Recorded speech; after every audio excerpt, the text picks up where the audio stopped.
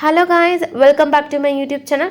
இந்த ஒரு வீடியோவை நான் ஒரு ஹாப்பி மொமெண்ட்டில் ஸ்டார்ட் பண்ண போகிறேன். அதே மாதிரி வீடியோவை ஸ்டார்ட் பண்ணுறதுக்கு முன்னாடி நான் எல்லாருக்கும் ரொம்ப தேங்க்யூ சொல்லிடுறேன். பிகாஸ் நீங்கள் எவ்வளோ அழகாக என்னை சப்போர்ட் பண்ணிகிட்ருக்கீங்க.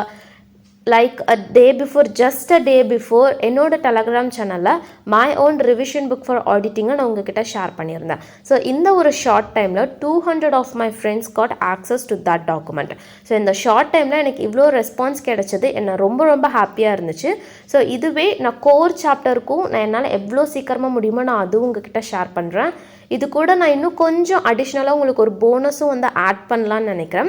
அது என்னென்னா AI generative questions which is based on 3 levels: basic level, intermediate level, advanced level. For each and every சாப்டருக்கும் நான் இன்க்ளூட் பண்ணலான்னு இருக்கேன். இந்த பேசிக் சாப்டருக்கும் நான் அதை இன்க்ளூட் பண்ணி கன்சாலிடேட்டாக நான் ஆடிட்டிங்க்குன்னே நான் உங்களுக்கு ஹோல் என்னோட ரிவிஷன் புக்கை நான் உங்கள் கூட ஷேர் பண்ண போகிறேன். நிறைய மார்க்கெட்டில் பார்த்திங்க அப்படின்னா இந்த சம்மரி நோட்ஸில் வந்து MTPs, RTPs and past year question பேப்பர்ஸ்லாம் வந்து இன்க்ளூட் பண்ணியிருப்பாங்க லைக் சாப்டர் வைஸ். பட் அது ஆல்ரெடி எல்லாமே நம்ம டெலகிராம் சேனலில் அவைலபிளாக PDF-ஆகவே இருக்குது. அண்ட் அதுவுமே ICAI ஒஃபிஷியல் வெப்சைட்லேயே இருக்குது. பட் இந்த AI ஜெனரேட்டிவ் கொஷின்ன்றது புதுசாக இருக்கும். அதே மாதிரி ரீசன்ட் டைம் சோஷியல் மீடியாவில் ICAI கொஷின் பேப்பர் செட்டப் பண்ணும்போது ஏஐயோட ஹெல்ப்பு எடுத்துக்கிறாங்களா இல்லையா அப்படின்றது ஒரு டிபேட்டாகவே போயிட்டுருக்கு. ஸோ அதுக்காக தான் அந்த ஒரு ஆப்பர்ச்சுனிட்டிலையும் நம்மளோட மார்க்ஸை நம்ம விட்டுறக்கூடாதுன்றதுக்காக நீங்கள் ஆல்ரெடி ஒஃபிஷியல் வெப்சைட்டில் இருக்கிற MTPs, RTPs and past year question பேப்பரும் ரீகால் பண்ணிக்கோங்க.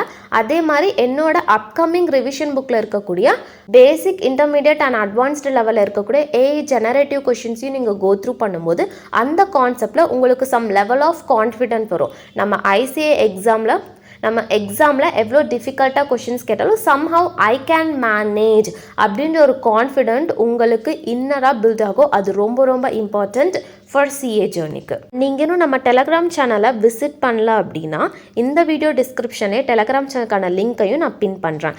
ஸோ சேனலை ஃபஸ்ட்டு விசிட் பண்ணிங்க அண்ட் சப்ஸ்கிரைபும் பண்ணிவிடுங்க. அப்போ தான் நான் upcoming revision book for auditing with AI generative கொஷின்ஸை நான் அப்லோட் பண்ணும்போது உங்களுக்கு நோட்டிஃபிகேஷன் பாப்பப் ஆகும். நீங்கள் அதை மிஸ் பண்ணாமல் உங்களோட ப்ரிப்பரேஷன், அதாவது லாஸ்ட் மினிட் ப்ரிப்பரேஷன்லையும் இன்க்ளூட் பண்ணிக்குவீங்க. ஸோ இப்போ நம்ம மெயின் கான்டென்ட்குள்ளே போகலாமா? அது என்னென்னா டைம் எஃபிஷியண்ட்டாக ஆடிட்டிங் எக்ஸாமில் எப்படி ஆன்சரை ப்ரெசென்ட் பண்ணுறது. ஸோ என்னோட எக்ஸாம் டைமில் நான் ஃபாலோ பண்ணியிருந்த டிப்ஸை தான் இப்போ நான் உங்கள் கூட ஷேர் பண்ண போகிறேன். ஃபர்ஸ்ட் ஒரு கொஷின் பேப்பர் எடுக்கும்போது கொஷின் பேப்பர் செட்டர் பாயிண்ட் ஆஃப் வியூவில் இருந்து பாருங்கள். ICAI பொறுத்த வரைக்கும் கொஷின்ஸை 3 டைப்பாக டிவைட் பண்ணியிருப்பாங்க. ஃபர்ஸ்ட் வந்து 1 word கொஷின்ஸ், செகண்ட் பார்த்தீங்கன்னா டைரக்ட் கொஷின்ஸ் அண்ட் லாஸ்ட்டாக தான் கேஸ் ஸ்டடி கொஷின்ஸாக இருக்கும். நான் இதை ரேங்கிங் பண்ணியிருக்கிறது அதனோட டைம் கன்சப்ஷன் அண்ட் மார்க் ஸ்கோரிங்கை பேஸ் பண்ணி தான் நான் ஃபஸ்ட்டு இதை ரேங்கிங் பண்ணியிருக்கேன். நான் ரேங்க் 1 கொடுத்துருக்கிறது 1 word கொஷின்ஸ். இது ஜஸ்ட் ஒன்றுமே கிடையாது. நான் ஜான்வரி 2025 ஆடிட்டிங் எக்ஸாம் கொஷின் பேப்பர்லேருந்து கொஷின் நம்பர் 2B டிஸ்பிளே பண்ணுறேன். கொஷின் நம்பர் 2Bயில் பார்த்திங்க அப்படின்னா 2 சப்பார்ட் இருக்குது. ஃபஸ்ட்டு பார்ட்டுக்கு 3 மார்க்கும் செகண்ட் பார்ட்டுக்கு 2 மார்க்கும் அலோகேட் பண்ணியிருக்காங்க. ஸோ ஃபஸ்ட்டு பார்ட்லேயே 6 சப்பார்ட் இருக்குது. ஸோ ஈச் சப்பார்ட்டுக்கு 1/2 மார்க் ICAI அலோகேட் பண்ணியிருக்காங்க. இவங்க ரொம்ப ஈஸியாக தான் கொஷின் கேட்டிருக்காங்க. ஃபஸ்ட்டு சப்பார்ட் நம்ம பார்க்கலாம். ஒரு கேஸ் ஸ்டடி கொடுத்துட்டு அதுக்கு 1 wordல ஆன்சர் பண்ண சொல்லியிருக்காங்க. CAJ is one of the partner of the CA firm. So அவங்க Takeaway Private Limitedல statutory audit as well as non-audit engagement both service-மே statutory audit-ம் non-audit service-ம் ப்ரொவைட் பண்ணுறாங்க. ஸோ இதனால் what kind of threat will arise அப்படின்னு சொல்லிட்டு 1 wordல தான் ஆன்சர் கேட்டிருக்காங்க.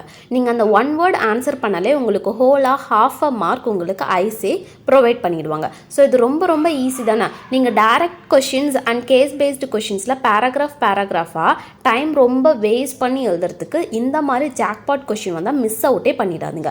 பிகாஸ் இது ஜஸ்ட் நீங்கள் 1 word நீங்கள் ஆன்சர் பண்ணாலே, நீங்கள் 2 கொஷினுக்கு நீங்கள் கரெக்டாக ஆன்சர் பண்ணாலே ஜஸ்ட் 2 word தான் உங்களுக்கு 1 மார்க் ஃபுல்லாக கிடச்சிரும். பட் இன்னும் பேப்பர் எவாலுவேட்டரை இம்ப்ரெஸ் பண்ணுறதுக்காக நீங்கள் 1 wordல ஆன்சர் பண்ணிவிட்டு அதுக்கான ரீசனை அட்லீஸ்ட் 2 line ஆகுது அது கீழே எழுதிடுங்க.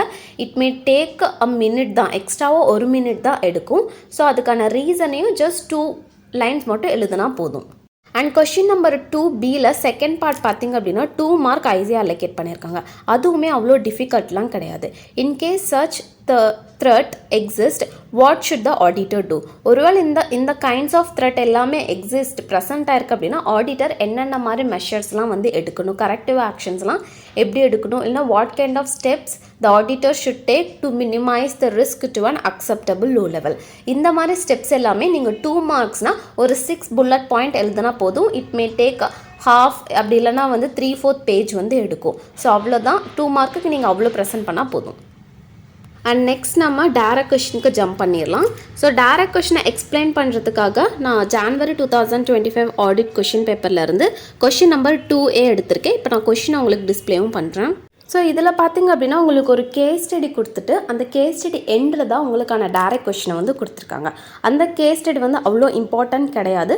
பட் இருந்தாலும் நீங்கள் ஒன்ஸ் படிச்சுக்கோங்க. பிகாஸ் ஐசிஐ எந்த இடத்துல வேணாலும் ட்ரிக்கியாக கொஷின் கேட்கலாம். ஸோ இந்த இடத்துல டைரக்ட் கொஷின் என்னென்னா, explain the key differences between, அதாவது distinguish between prospective financial information and historical financial information.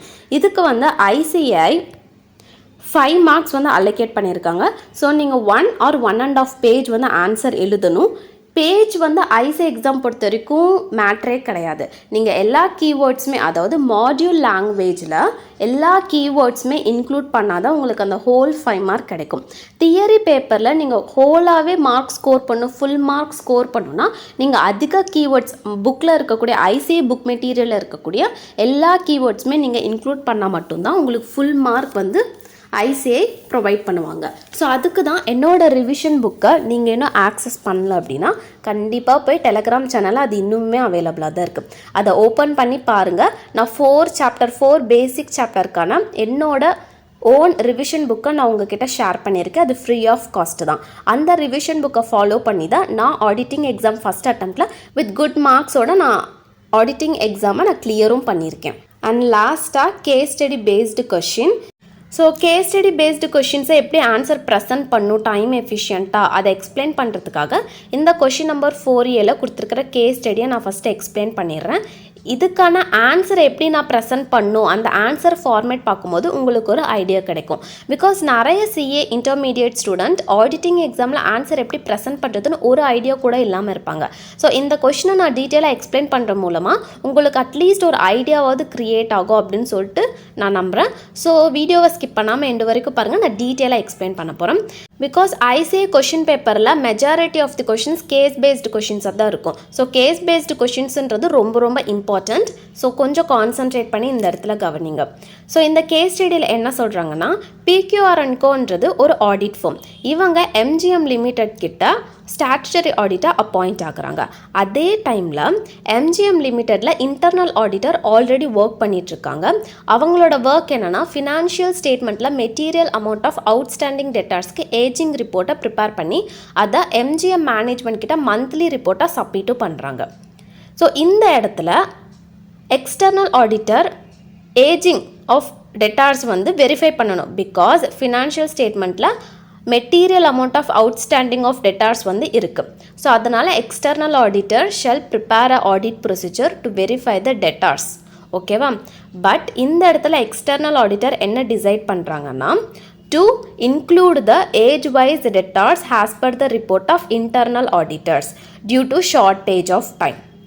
But after issuing the audit report, the engagement partner அப்புறம் தான் ரியலைஸ் பண்ணுறாங்க, இன்டர்னல் ஆடிட்டர் க்ரியேட் பண்ண ageing report correct இல்லை, அது தப்பு அப்படின்னு சொல்லிட்டு. பட் நான் ஆடிட் ரிப்போர்ட் இஷ்யூ பண்ணிட்டேன்.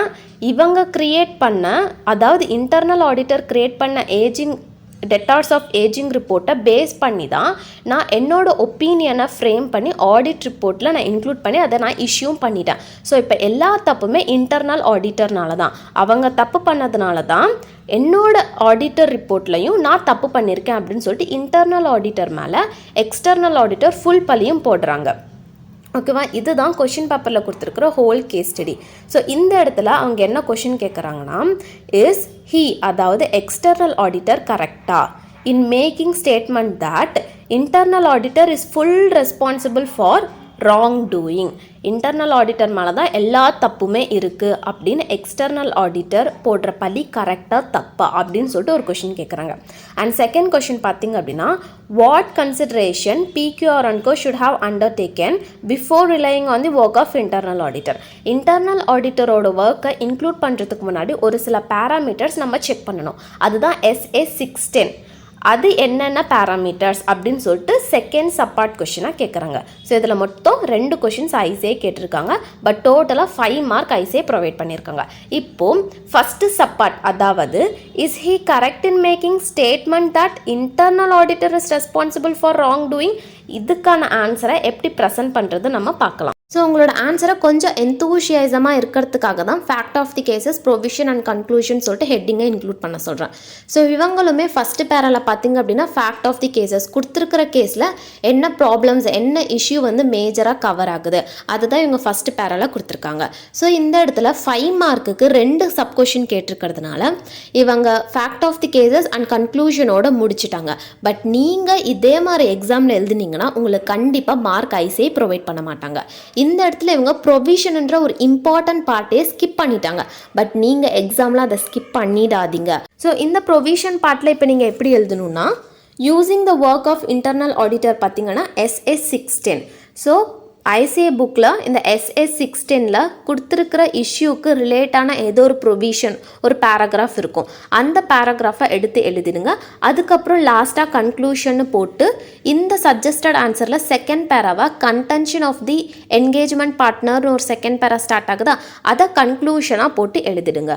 ஸோ இப்போது இந்த மாதிரி நான் எக்ஸ்பிளைன் பண்ணும்போது உங்களுக்கு ஒரு அட்லீஸ்ட் ஒரு ஓவர் வியூவாவது தெரிஞ்சிருக்கும். பிகாஸ் நிறைய பேருக்கு ஆடிட்டிங் எக்ஸாமில் எப்படி ஆன்சர் ப்ரெசென்ட் பண்ணுறதுன்னு ஒரு ஐடியாவுமே இல்லாமல் இருப்பீங்க, ஒன்றுமே தெரியாமல் பிளாங்காக இருப்பீங்க. ஸோ நான் இந்த மாதிரி எக்ஸ்பிளைன் பண்ணும்போது சம்ஹவ் உங்களுக்கு இது எப்படியாவது ஹெல்ப் ஆகும்னு சொல்லிட்டு தான் நான் உங்களுக்கு இவ்வளோ எக்ஸ்பிளைன் பண்ணிட்டுருக்கேன்.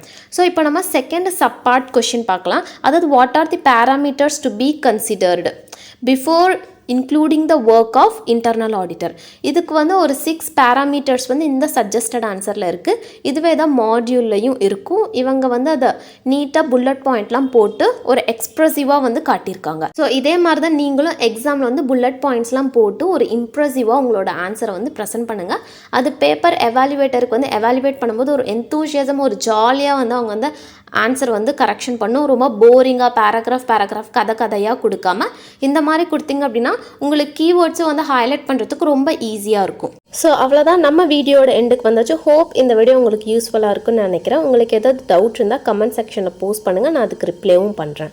ஸோ நீங்கள் இன்னும் நம்ம சேனலை சப்ஸ்கிரைப் பண்ணால் போய் சப்ஸ்கிரைப் பண்ணிவிடுங்க, இன்க்ளூடிங் டெலகிராம் சேனலுக்கான லிங்க்கை நான் இந்த வீடியோ டிஸ்கிரிப்ஷனில் பின் பண்ணியிருக்கேன். ஸோ மறக்காமல் போய் என்னோட ஓன் ரிவிஷன் புக்கையும் போய் விசிட் பண்ணி உங்களோட ரிவிஷனை இன்க்ளூட் பண்ணிக்கோங்க. அது உங்களுக்கு ரொம்ப ரொம்ப ஹெல்ப்ஃபுல்லாக இருக்கும். அண்ட் லாஸ்ட்டாக நன்றி, வணக்கம்.